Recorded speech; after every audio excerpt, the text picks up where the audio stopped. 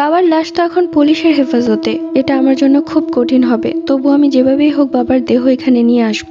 আর সময় নষ্ট না করে হাসপাতালের দিকে রওনা দিলাম, যেখানে বাবার লাশ রাখা আছে। হাসপাতালে পৌঁছে কাউন্টারে আমি আমার পরিচয় দিলাম এবং বললাম আমি আমার বাবার লাশ নিয়ে যেতে চাই। তারা আমাকে জানালো পুলিশের লেটার ছাড়া আমাকে লাশ হস্তান্তর করতে দিবে না।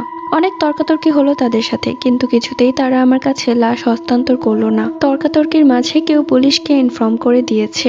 আমি হাসপাতাল ত্যাগ করার আগেই সেখানে পুলিশ চলে আসলো। ধ্যাত, যেটা চাচ্ছিলাম না সেটাই হলো। কোনোভাবেই পুলিশকে আত্মার বিষয় জানানো যাবে না, তারা আমাকে সাইকো ভাববে আর সন্দেহের তীর আমার দিকেই ঘুরবে। পুলিশের এসআই এসে আমাকে একটা হাসপাতালের মর্গে নিয়ে গেল এবং বলল, রাব্বি সাহেব, আপনি হঠাৎ করেই কোথায় উধাও হয়ে গেলেন?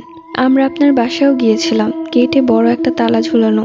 আশ্রমের ম্যানেজার আমাকে বলল আপনি নাকি বাবার মৃত্যুর খবর শুনে সেখানে গিয়েছিলেন এবং লাশ না নিয়ে আবার হুটহাট করে চলে গিয়েছিলেন। এখন আবার আসছেন বাবার লাশ নিয়ে যাওয়ার জন্য। সত্যি করে বলুন তো, কি করতে চাচ্ছেন আপনি? আপনার উদ্দেশ্য কি? দেখুন এসআই সাহেব, আমার কোনো খারাপ উদ্দেশ্য নেই। সেদিন বৃদ্ধাশ্রমে থাকাকালীন আমার একটা জরুরি ফোন এসেছিল, তাই বাবার লাশ না নিয়ে চলে যেতে হয়েছিল। আশ্রম থেকে জানালো লাশ পুলিশের হেফাজতে দিয়ে দেওয়া হয়েছে, তাই নিতে চলে আসলাম। আমার বাবার লাশ দাফন করাটা কি আমার কর্তব্য না? সেটা অবশ্যই আপনার কর্তব্য, কিন্তু আপনার বাবা মারা গেল অথচ আপনার মাঝে তেমন কোনো প্রতিক্রিয়াই দেখতে পাচ্ছি না রাব্বি সাহেব। আর কি এমন জরুরি কাজ ছিল আপনার যে বাবার লাশটা নিতে আসতে এত দেরি হলো? মানে কি বলতে চাচ্ছেন? একটা মানুষের কি কাজ থাকতে পারে না? আর আমার বাবা আত্মহত্যা করেছে, এই জন্য তার জন্য বেশি কষ্ট লাগছে না। সে কেন এই মহাপাপের পথ বেছে নিল?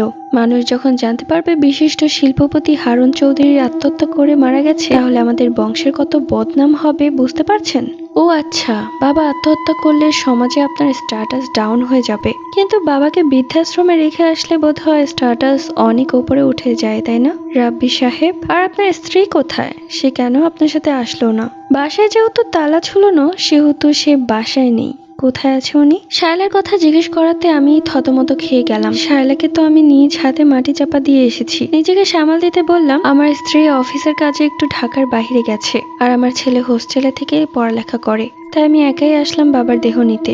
এসআই সাহেব কিছুক্ষণ চিন্তা করে বললেন, ঠিক আছে, আমরা আপনাকে লাশ হস্তান্তর করছি, কিন্তু আপনার উপর আমার নজর থাকবে। এখনো পুরোপুরি সন্দেহ দূর হয়নি আমার। ঠিক আছে স্যার, আপনি আমার উপর নজর রাখেন। আমি তো জানি আমি নির্দোষ, তাই আমি এটা নিয়ে বিচলিত না একটুও। এখন আমাকে বাবার শেষ কাজটা সম্পাদন করতে হবে। ছেলে হিসেবে এটা আমার দায়িত্ব।